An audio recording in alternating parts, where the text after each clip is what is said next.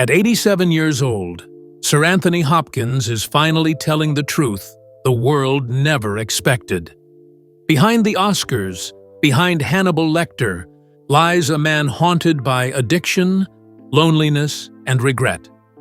His new memoir, We Did Okay, Kid, reveals not triumph, but survival, and the hidden costs of brilliance.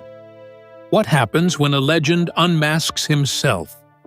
The truth is raw, unflinching, and far sadder than Hollywood ever dared to imagine.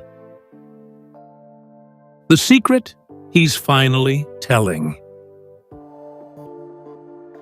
At 87 years old, Sir Anthony Hopkins is no longer playing the role of mystery. On November 4, 2025, the Welsh-born actor will publish his most personal work yet, an autobiography titled We Did Okay, Kid. This is not another polished collection of anecdotes about Shakespeare, Hollywood, or winning 2 Oscars. Instead, it is a confession, one unflinching enough to unmask the loneliness, regret, and addiction that shaped his life behind the curtain of applause. The book's very title comes from a treasured photograph taken with his father in the 1940s, a faded black and white image that whispers a reminder, even when life seemed to unravel, we did okay. For decades, audiences knew him as Hannibal Lecter, as King Lear, as the grieving patriarch in The Father. But here, Hopkins abandons performance entirely. He speaks directly to the boy who left Port Talbot in 1957, the man who almost drowned in alcohol by 1975, and the legend who lived long enough to reflect at 87. The autobiography promises not just recollection, but revelation. He tells us he will speak of addiction, of mortality, and of years of estrangement from his only child. Never before has Hopkins laid bare such raw truths hidden beneath a mask of charm and discipline. What makes this book so devastating isn't only its honesty, but its timing. Hopkins has lived long enough to outlast his demons, 49 years of sobriety, nearly 60 years of screen work, and more than 80 years of carrying his father's memory. Yet here, in the autumn of his life, he admits that achievement alone cannot erase regret. Beneath the polished accolades lies a quieter narrative. A man haunted by failures as husband and father, unable to rewrite the scenes he neglected. By placing that grief alongside his triumphs, the memoir paints Hopkins not as untouchable, but as human, achingly human. And in that humanness lies the first sadness. Fans who see Hopkins as a symbol of control, grace, and mastery will meet a man who lived decades in silence about his shame. They will read confessions that sting more than any fictional role could. He is not simply the actor who brought Hannibal Lecter to chilling life in 1991. He is also the boy who cried out for love in 1942. The husband who walked away in 1969, the father who admitted he failed to connect in 1972.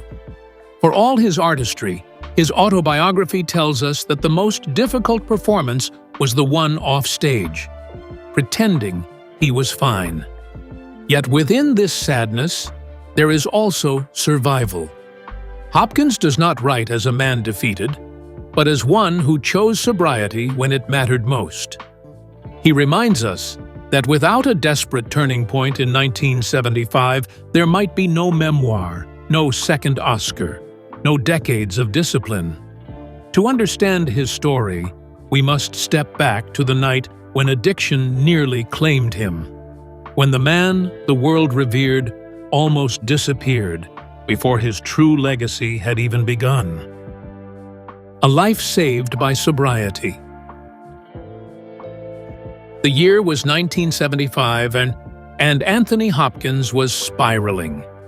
At 37 years old, the actor who had already conquered the stage with Shakespeare's Macbeth and dazzled London's National Theatre, was drowning in alcohol. Hopkins later admitted he would wake up in strange cities, unable to remember how he had arrived. On one terrifying occasion, he blacked out behind the wheel, narrowly avoiding disaster. He confessed in interviews that he was in big trouble, a danger not only to himself, but to everyone who loved him. That brush with death became his turning point. A friend introduced him to a support group, and for the first time in years, Hopkins felt a flicker of clarity. He committed to sobriety, one day at a time. By December 29, 1975, he swore off alcohol for good. Nearly half a century later, 49 years sober as of his 87th birthday in 2025, Hopkins calls that choice the only reason he is alive to write his memoir. "If I hadn't stopped," he reflected in the New York Post, "I'd be dead." But sobriety came with a heavy toll. The years of drinking had already cost him dearly. His first marriage dissolved in 1972. His relationship with his only daughter Abigail fractured beyond repair, and the trust of friends shattered. Hopkins admits in We Did Okay, Kid that he often used success as a bandage over guilt, burying pain beneath standing ovations. Though his career flourished, his private life was littered with wreckage. To stay sober meant facing loneliness head-on. It meant building walls to keep temptation out, but also, inadvertently, keeping love away. Still, survival is its own kind of triumph. Hopkins sees his sobriety not only as salvation, but as the crucible that forged his discipline, his precision, and his later brilliance. The Hannibal Lecter, who terrified the world in 1991's The Silence of the Lambs, was born of a sober mind. The tender father he played in 2020's The Father, which won him his second Academy Award at age 83, came from a man who had endured loss without the anesthesia of drink. Yet the tragedy remains. His greatest performances were purchased at the cost of devastating personal silence. Sobriety gave Hopkins life, but discipline gave him purpose. For nearly 5 decades, he has lived with the rigor of a man unwilling to surrender to time. Rising early, practicing piano, avoiding indulgence, he battles aging as fiercely as he once battled addiction. But the price of excellence is pressure, the relentless demand to prove he still belongs, even at 87. To understand Hopkins today, we must look at how he has turned routine into survival and aging into a performance all its own. Battling aging with discipline and grace.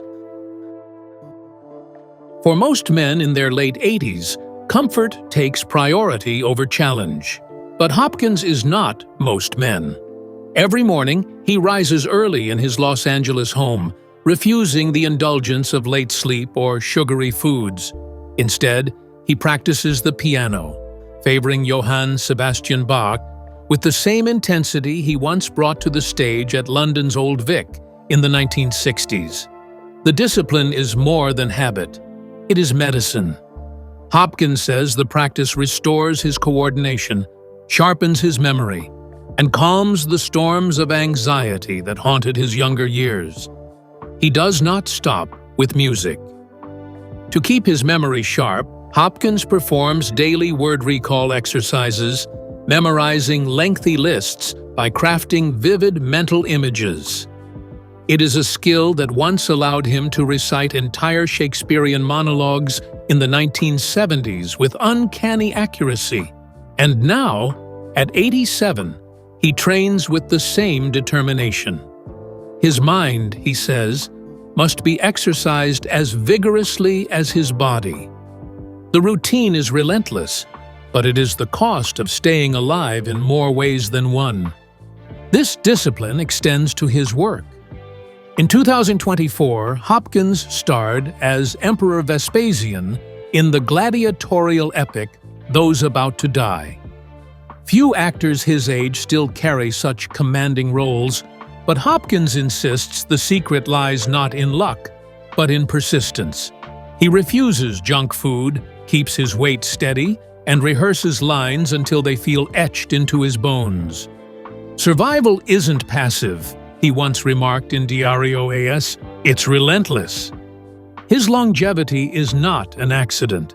It is the result of decades of daily combat with the body's natural decline.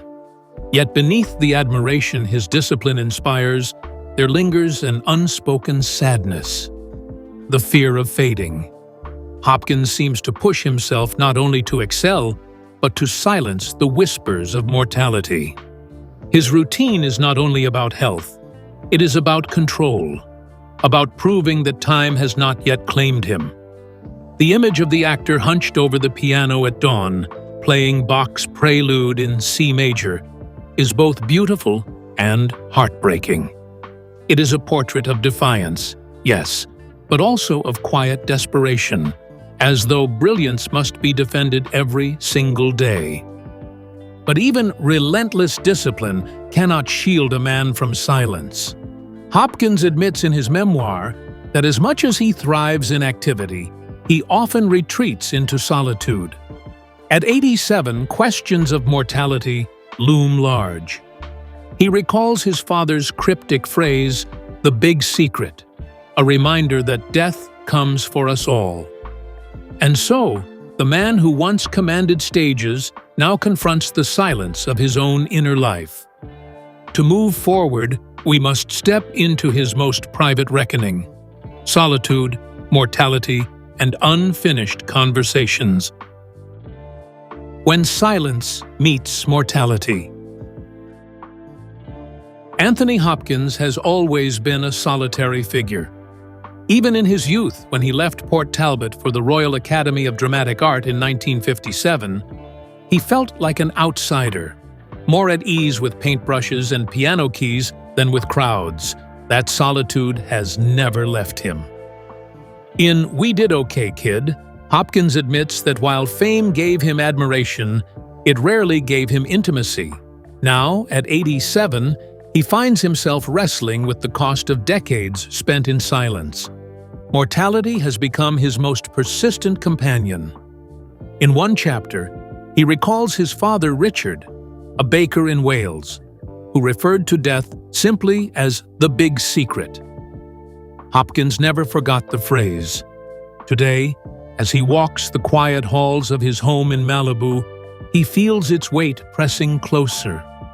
The memoir reveals not a man clinging to denial, but one staring mortality in the face, asking aloud what it means to live a life full of applause, yet empty of connection.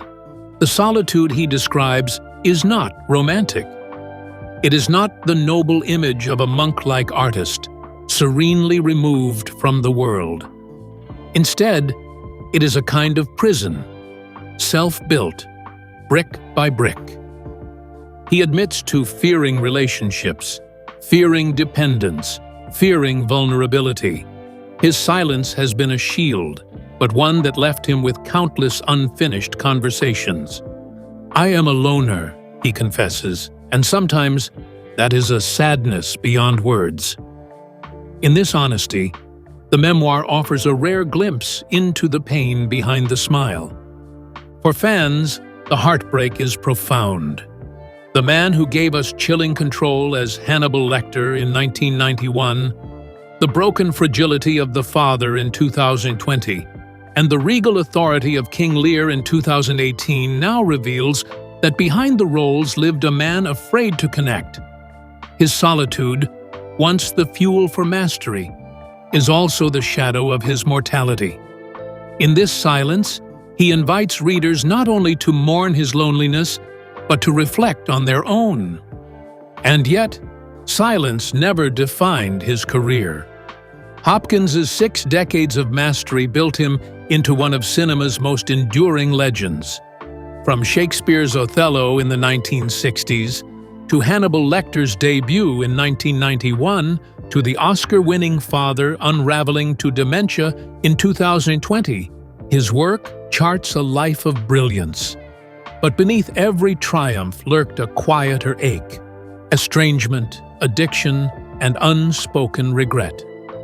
To truly understand the man behind the legend, we must see how his greatest performances often concealed his deepest wounds. A career of mastery. Anthony Hopkins' career is a study in precision. For more than 60 years, he has embodied kings, killers, and wounded fathers with equal intensity. He joined the National Theatre in 1965, sparred with Laurence Olivier, and by the time he earned his first Oscar in 1992, he had become a household name across continents. His body of work, more than 140 films and television roles, cements him as one of the greatest actors of his generation. On screen, Hopkins was always in control, but the memoir shows us the cost of that control. Hopkins admits that his devotion to craft often came at the expense of family and intimacy. He describes entire decades where rehearsal mattered more than relationships, and where applause mattered more than phone calls home. Acting became both refuge and disguise. He could pour emotion into a role without confronting it in real life. For audiences, this intensity was mesmerizing. For Hopkins, it was survival. The irony is haunting. The characters that brought him glory, Lecter's terrifying poise in 1991, the tragic patriarch in The Remains of the Day in 1993, the broken father in The Father in 2020, were also echoes of his own silences. Hopkins confesses that behind the performances lay a man unable to voice his own pain. He could recite Shakespeare with precision, but struggled to say, "I love you," without fear. The world applauded the artist, while the man remained quietly aching. In many ways, Hopkins' greatest performance has been himself. He mastered the art of presenting composure, smiling for cameras, speaking with elegance, concealing storms beneath his calm. Yet, we did okay. Kid reveals that the mask was fragile, cracked with regret. He admits to being selfish, to failing as a husband and father, to burying guilt in discipline. And here lies the paradox. The brilliance that defined his career was born from the very silences that tormented his soul. But no silence was more devastating than the one between Hopkins and his family. The actor's memoir makes clear that fame was not a gentle companion. It was a thief. Addiction and success built walls too high to climb, leaving marriages broken and his only child estranged. Behind the red carpets and standing ovations lay a man who confessed to failing at the most intimate roles of all, husband and father. This is the cost of stardom, and Hopkins admits it without flinching. The cost of stardom. Hopkins married actress Petronella Barker in 1966. Their daughter, Abigail, was born in 1968, at the height of his early stage success. But by 1972, his drinking and obsession with work had driven the family apart. He left the marriage behind, and with it, much of his bond with Abigail. In interviews decades later, he admitted with chilling honesty that he had been selfish, more devoted to performance than parenthood. Stardom was his blessing and his curse. In We Did Okay, Kid, Hopkins returns to those years with unflinching remorse. He writes of nights spent drinking instead of coming home, of missing milestones, of being a father in name only. "I was not a good husband," he confesses. "I was not a good father." These are not casual regrets. They are self-indictments. For the man who commanded stages, these failures echo as his most unforgivable performances. No award can erase what was lost in those years. The estrangement with his daughter became one of the central tragedies of his private life. In the 1990s, Abigail gave interviews about the pain of growing up without him. Though attempts at reconciliation flickered over the years, distance prevailed. Hopkins admits that success built a wall between them. Applause so loud it drowned out the cries of his own child. It is a truth that shatters the image of perfection Hollywood often paints around its legends. This is the cost of stardom, laid bare. Hopkins is not the first actor to sacrifice family for fame, but he may be one of the few willing to admit the depth of the wound. His memoir becomes a confessional, a document of both achievement and failure. In stripping away illusion, Hopkins reframes his legacy, not as a flawless genius, but as a flawed man who paid dearly for his success. The applause remains, but the silence between father and daughter is louder still. Yet, if family life brought him sorrow, creativity became his refuge. Music, painting, and relentless memory exercises filled the void left by lost connections. These passions gave him purpose when intimacy felt impossible. But, as Hopkins admits, they also kept him isolated, building a sanctuary that sometimes doubled as a prison. To understand the man fully, we must explore how art sustained him, and how it cost him the very human comfort he longed for, but rarely allowed himself to keep. Creativity as refuge. When Anthony Hopkins couldn't find solace in family, he turned to creativity. Even as early as the 1950s, before his acting career took off, he sketched obsessively, painted landscapes of South Wales, and practiced piano for hours at a time. Those passions never left him. By the 1980s, when fame had fully consumed him, Hopkins retreated into painting and composing music as a form of refuge. In his Malibu studio today, canvases cover the walls, bursts of color where words fail. Music remains his purest therapy. He has written symphonies, played piano with orchestras, and shared recordings online that reveal his devotion to Bach and his own compositions. Memory, too, became part of his private artistry. Complex word associations and recall techniques he practiced daily, keeping his mind sharp well into his 80s. These hobbies are not hobbies in the casual sense. They are survival strategies. Without them, Hopkins suggests, he might have lost himself completely. But the memoir makes clear, these sanctuaries came at a cost. Creativity shielded him from despair, but also deepened his isolation. Hours spent painting alone were hours away from repairing broken relationships. Notes played on the piano filled silence, but also prevented difficult conversations. Hopkins admits that while art gave him meaning, it also gave him permission to avoid connection. The very things that saved him also reinforced his solitude. Still, at nearly 9 decades of life, Hopkins has chosen honesty over illusion. He no longer hides behind art, fame, or discipline. Instead, he declares that, at his age, there is no more time for pretense. "You don't waste time pretending anymore," he told people in 2025. That radical candor defines his memoir. Uncensored, uncomfortable, but liberating. The question becomes, what happens when a man who has lived behind roles finally drops the mask entirely? The answer arrives in his final truth. The final truth. Anthony Hopkins has reached a point in life where artifice no longer serves him.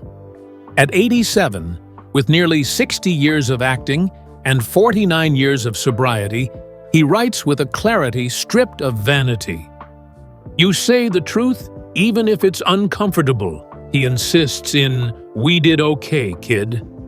That truth is at once devastating and liberating. He was selfish. He failed those closest to him, and for decades he avoided his deepest fears. But he will no longer hide. This is not the curated wisdom of a Hollywood icon delivering neat lessons to fans. It is raw confession. Hopkins admits to arrogance in his youth, to fearing connection, to carrying resentment and shame. He writes candidly of missed birthdays, broken marriages, and estrangement that still aches. For the first time, the actor who played so many fathers on screen tells the world what kind of father he was not. These are not rehearsed lines, they are wounds spoken aloud. The candor is shocking because it is so rare. Hollywood thrives on myth, on glossy stories of success. Hopkins shatters that illusion by speaking of failure more than triumph.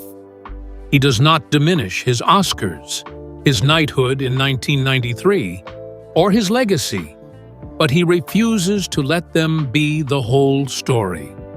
Instead, he paints a picture of a man who survived addiction and discipline but could not escape regret.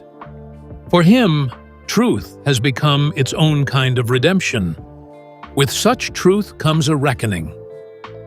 Hopkins cannot undo divorce papers signed in 1972 or estrangement that lingered through the 1990s. But he can reclaim those memories as meaning. His memoir becomes more than confession. It becomes redemption, not in applause earned, but in honesty spoken. To grasp this redemption, we must see how Hopkins frames his regrets not as stains on his legend, but as the very marks that make him human. In sorrow, he finds grace. A legacy tarnished with regret. The Hopkins legacy has long seemed untouchable. 2 Academy Awards, 4 BAFTAs, a knighthood from Queen Elizabeth II in 1993, and more than 140 acting credits. Yet in his memoir, he dismantles that narrative. Instead of building a shrine to achievement, he places regret at its center. The divorce from Petronella Barker in 1972, the estrangement from Abigail, the decades of loneliness, these are not footnotes, but defining truths. The tarnish, he insists, is part of the shine. Hopkins writes of regret not as a weakness, but as an inheritance. He tells of his father's hard life in Wales, of his mother Muriel's quiet endurance, and of the guilt he carried for outpacing them while neglecting those closest to him. These regrets are framed not as failures to erase, but as threads woven into his legacy. By speaking them, he reclaims them.